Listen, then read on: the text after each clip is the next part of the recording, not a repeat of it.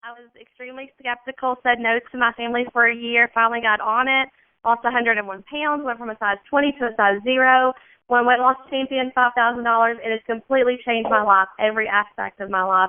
So I'm just truly blessed to have Vi in my life and able to help other people. I absolutely love TeamViHOPE because we are able to help so many people. So I get the privilege of introducing an amazing man. His name is Tony. If you have not seen his before and afters, it is completely incredible. And he has lost over 50 pounds, and he has changed his whole life. So, Tony, I don't want to steal your story, but I would love for you to share a little bit about how Vi's changed your life. Well, thank you, Raven. It's an honor to be here. Hi, everybody. My name is Tony. I'm from Orlando, Florida. When I started Vi, it was about 2 years ago. I weighed 255 pounds. I had a 40-inch waistline. I pretty much sat on my couch, watched TV, and watched my son play and was watching life go by. My clothes were too tight. I snored to the point I actually got kicked out of a hotel room one time. I had acid reflux 3 to 5 times a night. I'd go through one of those monster bottles of Tums every 3 or 4 weeks. I was just basically sitting on the couch, a heart attack waiting to happen. After about 2 years, I'm down a little over 60 pounds. I weigh 195 pounds. I'm wearing size 34 pants. They're actually loose on me, but I'm waiting until I get that last 10 pounds before I buy clothes again. I've actually had to buy new clothes twice just because everything was getting so big on me. And it was really nice to buy them because I needed them because they were too big instead of having to go get them because they were too tight to put on anymore. I'm starting to see muscles in my legs and my body, which I haven't done since I was in my teens. I'm living an active life now. I've actually become a competitive mud runner. So I'm out there doing obstacle course racing at least once a month. And over the next couple months, I'm doing 7 races, which if you had told me I'd be doing that 2 years ago, I would have laughed at you. Running was the opposite of anything I was ever going to do. I've got to tuck my shirts into my pants now instead of letting them hang out to cover my belly. I'm able to work out with my son and play with him instead of watching him play, which is just my biggest why, is being around for my wife and my son. And now I know I'm going to be, which is just really awesome for me. I've stopped snoring almost altogether, which my wife really likes. And I have the same bottle of Tums on my nightstand that I did when I started 2 years ago. So like Raven said, it's just been a complete life changer for me, and I'm just so blessed to be involved in the ViSalus lifestyle now. Raven, back to you. Thank you for letting me share. Wow, that's absolutely incredible. Life-changing wasn't even, I don't even know what word I would use for that. So I am so proud of you, and that is just absolutely incredible. And now I get the privilege of, everyone knows him, Tom Jones. I actually ask him workout advice all the time. He's a 100-pound loser, an incredible person with a great heart, and I'm super excited for him to share his quick story. Awesome. Well, thank you so much for that introduction, Raven. Tony, great to hear your story. And for those of you who don't know me, I live in New Jersey. I've been with ViSalus now for roughly 6 years. Got started skeptically, lost 19 pounds my first month. Went sort of up and down for quite a while. And then in 2014, I finally figured some things out by focusing on improving myself a little bit at a time, sometimes with logistics, sometimes psychologically and emotionally, sometimes with food choices, and really just got into a good, solid, sustainable groove that enabled me to get under 200 pounds for my first time since college, and have kept pretty much all of that off since then and continued to become a very active individual, achieving strength goals and conditioning goals, and just living a very different lifestyle compared to what my life was like back before I made the decision to get in a better shape. And so I'm glad to be with you all this evening, and I'm going to kick the call over now to Rebecca Todd, who is half of our recent Active and Fitness Couple Champion group. Rebecca, why don't you share with us a bit of your story, your experience with Vi, and just a little bit about the kinds of fitness goals that you've managed to set and achieve. Well, thank you so much, Tom. And actually, I'm sitting here with the other half of my champion group. My husband, Michael Todd, is sitting here beside me. Just a little bit of history on me. I was one that actually started the challenge back in 2011, and I was completely different from you guys. I was not skeptical at all. because I had lost weight probably a dozen or more times, so I knew I could lose weight. My problem was the weight always came back, and it seemed to bring friends along with it, if you know what I mean.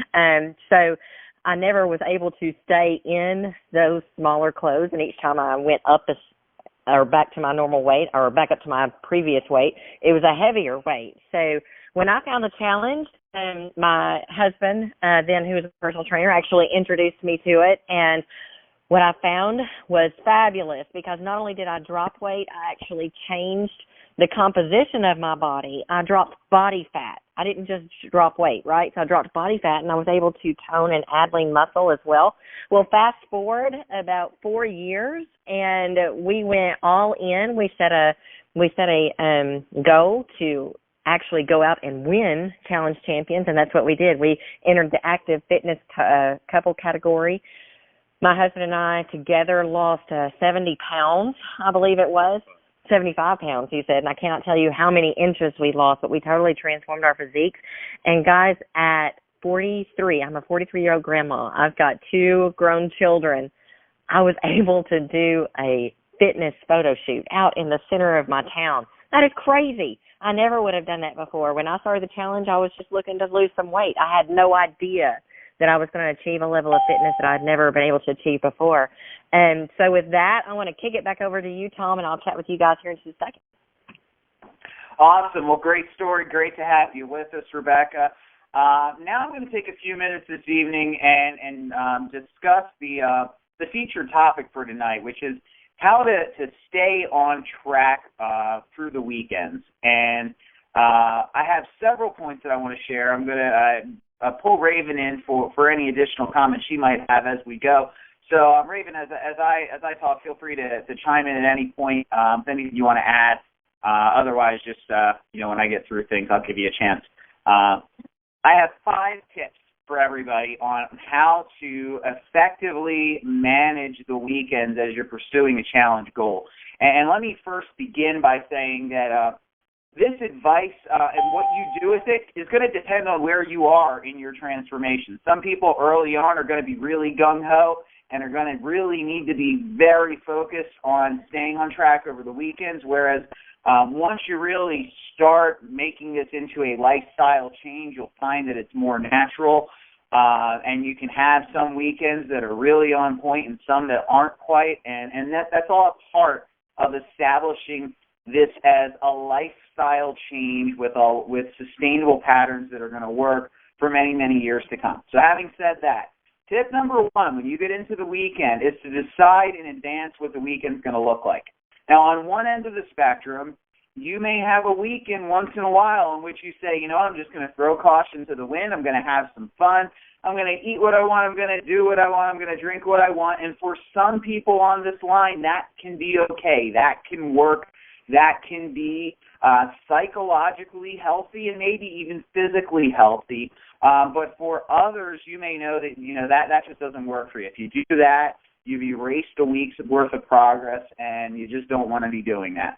But I wanted to start off with that just so you know that you don't have to necessarily be 100% on point, on challenge 100% of the time. Now, on the other end of the spectrum, you might have weekends in which you actually make even more progress than you make during the week. A lot of people get into the mindset of thinking, I do well in the week, during the week, and then I kind of let loose a little bit on the weekends, and I build that into my planning and my progress from week to week. But there are plenty of people who find that on the weekends that they have extra time to do more workouts, to go for a hike, to try something new, to try making new healthy recipes, whatever the case may be. There's no rule that says that you've got to make progress during the week and fall back during the weekend. So keep that in mind. Now, the middle territory, the murky middle would be, you may have an event coming up on the weekend. It could be a party. It could be just, a larger family get-together. You might be planning some sort of reward or cheat meal. But the key here is whatever it is, plan it and stick to your plan. And I would add to that, don't just plan and stick to the plan, but let someone else know what your plan is, someone who can hold you accountable, because some of us are really good at figuring out, okay, I'm going to have a reward meal, and that's going to be that. Others of us will say, hey, I'm going to have one reward meal, and then that turns into a reward or a cheat day, and we lie to ourselves. And I know there was a period of time when I would lie to myself for months on end, and this is one of the things that I learned is how to really be honest and take proper inventory so that I continue to move in the direction of my goals at the rate that I wanted to move. You may find that you can sometimes just see how things go weekend to weekend. And what I would suggest to you, if that's the case, if you want to try that, is see how that works. It might work for you. It might not. But these are the kinds of things you can test and refine over time. If you have a specific social event that you're going to, again, you want to plan for it. Now, that could mean packing healthy snacks.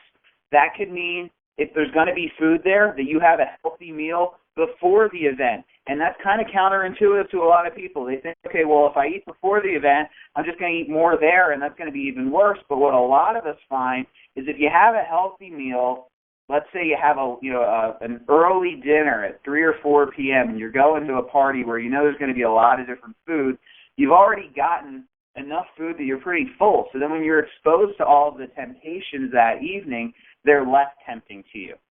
If you're going to do that, it can be helpful to identify some sort of an accountability buddy at the event to keep you on track, someone who knows what your goals are and specifically what you're going to do, as well as maybe somebody outside of the event. You may even find it's helpful to snap a picture of anything you eat, to limit the number of plates that you have, to say I'm not going to go for seconds. There's all sorts of different tricks you can utilize to keep yourself on track.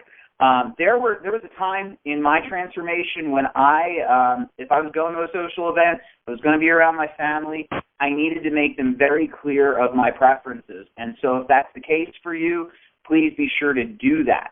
Now, you may be at a point where it actually makes sense to skip events, to stay home, to do different things, to hang out with different people. And while nobody is suggesting that you completely change your life, turn it upside down, and let your challenge consume you, it can still be worthwhile, and it's okay to make changes like that, particularly if they're short-term sacrifices or short-term changes of direction in that regard. I got in the habit of going to CrossFit sessions on Saturday mornings when usually I would have slept until 10 or 11 or 12 and then gone and eaten whatever I wanted that day. And that change made a huge difference for me. So that's tip number one. Number two is figure out alcohol or your Achilles heel, whatever that might be. Going back to college, I had the story in my head that I was a bigger guy and I could put a lot away. I could drink a lot of beer, and it was almost a badge of honor to show how much I could consume. But after my first 90-day challenge, which actually I did a 90-day challenge before I even learned anything about Vithalis, I completely cut alcohol out, and I found that when I got, when I had my first drink at a social get-together after that, that one or two was a lot more enjoyable than it had been in the past. So you may want to consider for a stint giving it up entirely. Some of you may say, hey, I'm okay with one or two. Some of you might say one or two can turn into a lot. Or you might find that, a night out, having a party or going to a party or out at a bar when you have a couple of drinks, that a whole bunch of food packs its way onto it.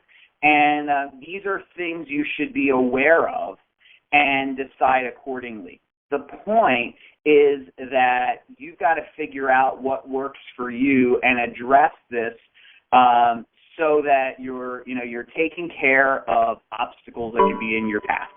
That's number two. Number three is incorporate physical activity in your weekend. You can plan new things. Go for a hike if you've never been hiking. Incorporate physical activity in your existing plans. Get a walk in. If you're going to have to go somewhere where you're going to park further away from where you need to be.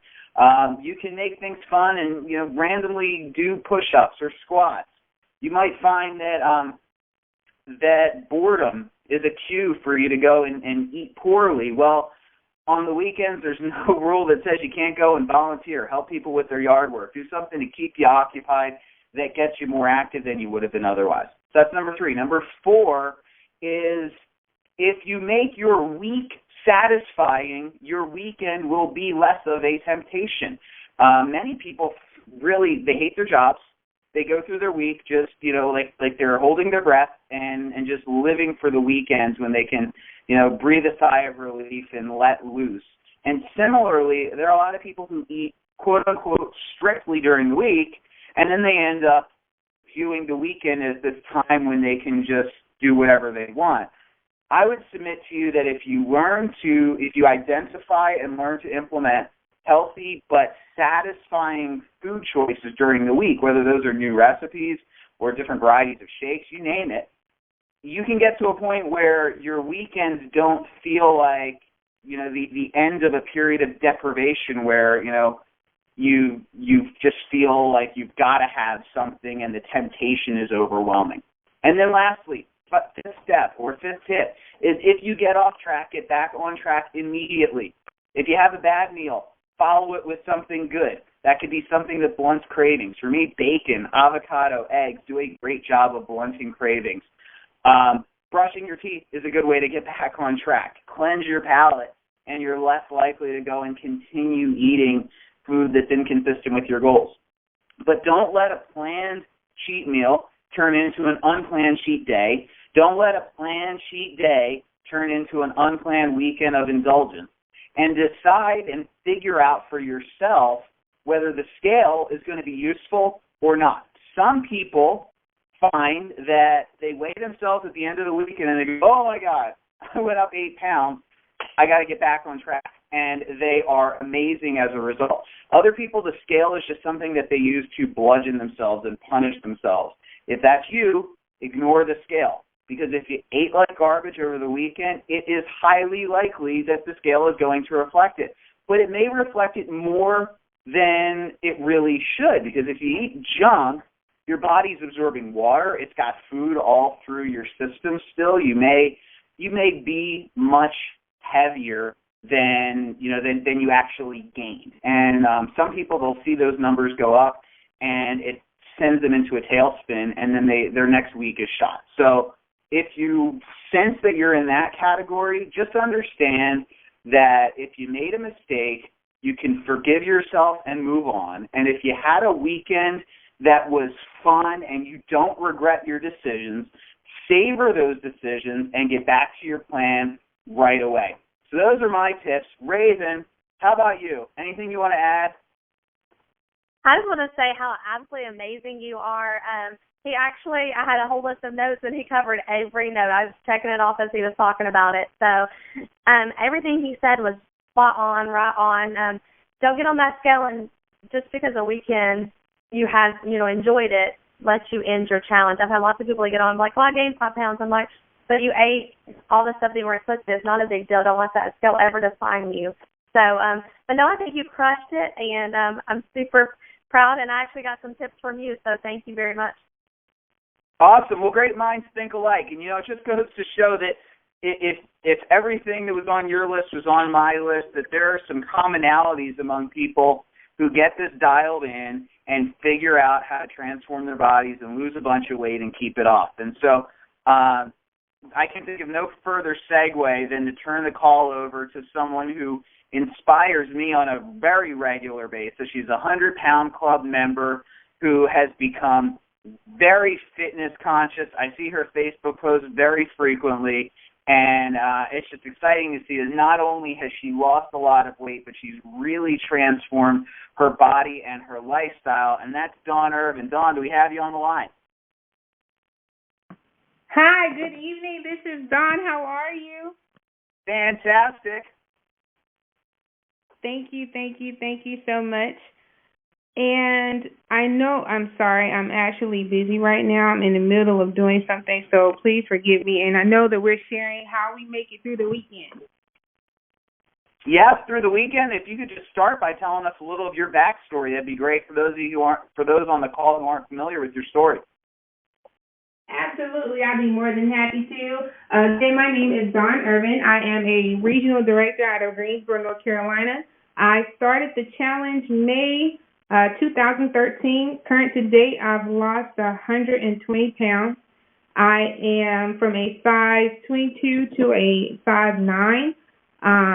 definitely, as you said, I've changed my whole entire life. I'm into fitness. I love it. My friends are like, oh, you don't need to do this every day, but I can't help it because it's what I do now. I don't think about it. It's second nature. And the challenge helped me to understand that it wasn't a diet. It's not a fad. It's literally my lifestyle. It's what I live for. I do it every day. My alarm clock goes off at 4:30 or 5 a.m., and it's second nature for me just to get up and get the job done.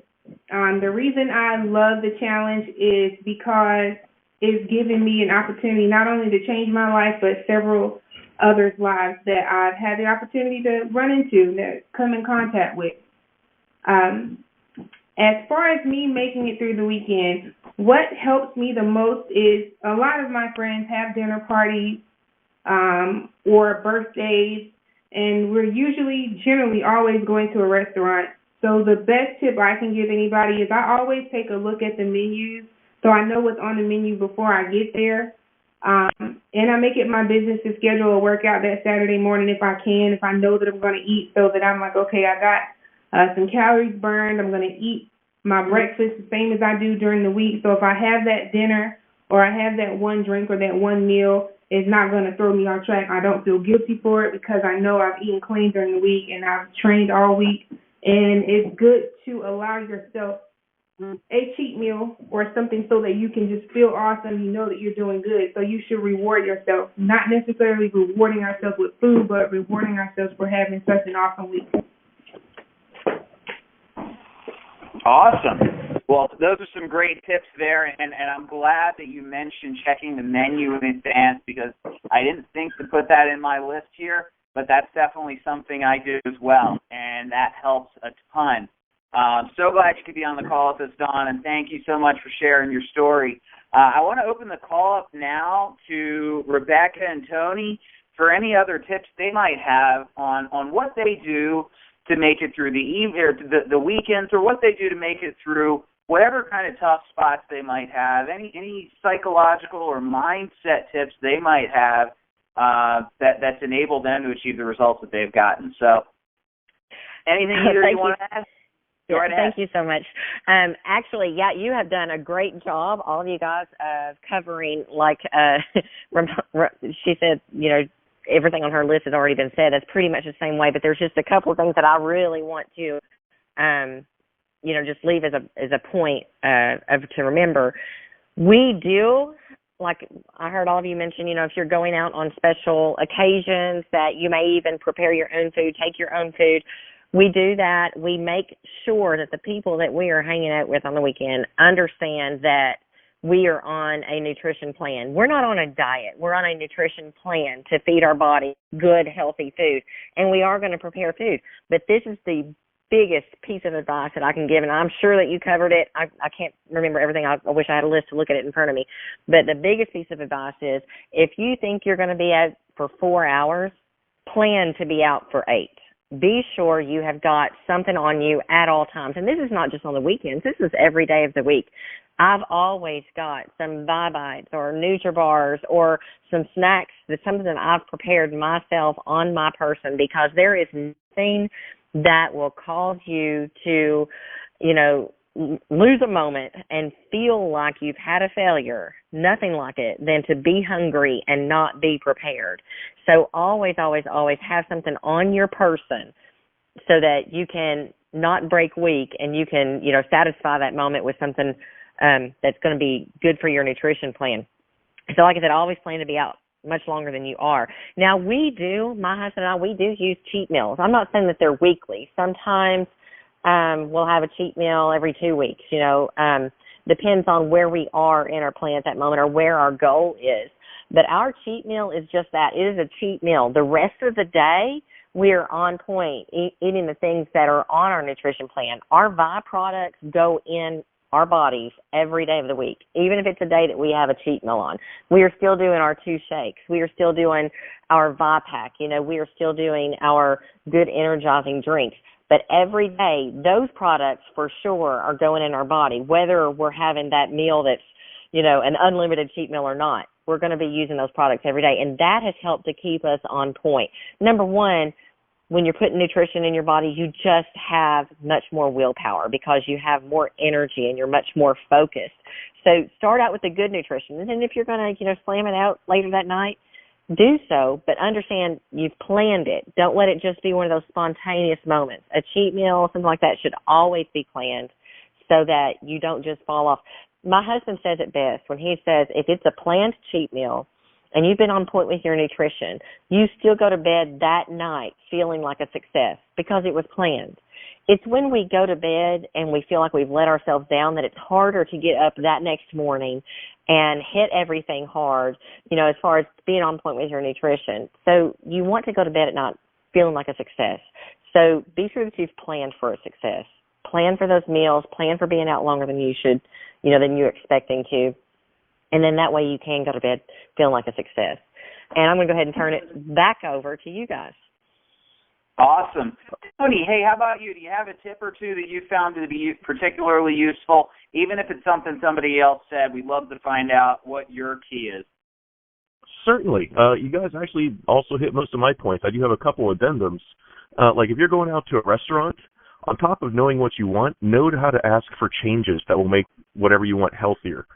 For instance, getting your salad dressing on the side instead of on the salad, you'll eat a lot less of it. And the dressing is usually the only killer part of a salad. The veggies are perfectly healthy. If you're going to a party that's not specifically a dinner party, eat beforehand. That way you can just nibble or not eat at all and just socialize while you're there. If you're, again, sticking on point with that nutrition makes it a lot easier to feel good at the end of the night about whatever you do. Also, during the week and the weekends, I make my shakes in multiples. Like if I'm making a shake that I really like, I make enough for 2 or 3, so I've got some ready. That way I'm not trying to make a meal while I'm hungry. I can just grab it and go and know I have something healthy to drink, which helps me a lot. I love the part about staying active on the weekends. I run boot camps on Saturday and Sundays. Even if I have a race on Saturday, I'm still running my boot camp on Sunday to make sure I'm active and getting everyone else active with me. And then I love it's a lifestyle, not a diet. If you cheat, keep moving forward. Don't give up and make it a cheat weekend. So I thought everyone had awesome points, and I learned a couple things, so I thank everyone for sharing. Awesome. Well, thank you. Raven or Dawn, anything else you want to add? Raven, I know that you have been putting a ton of customers on the books recently. Do you have anything that you would say has worked particularly well for them above all else? As far as my customers? Yeah, for them getting to the weekends. What would you? Is there a common denominator?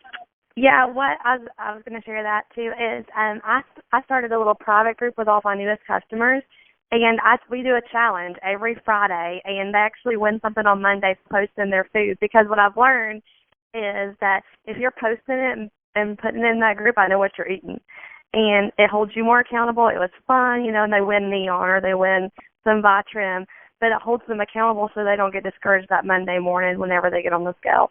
So. Awesome. Great tip.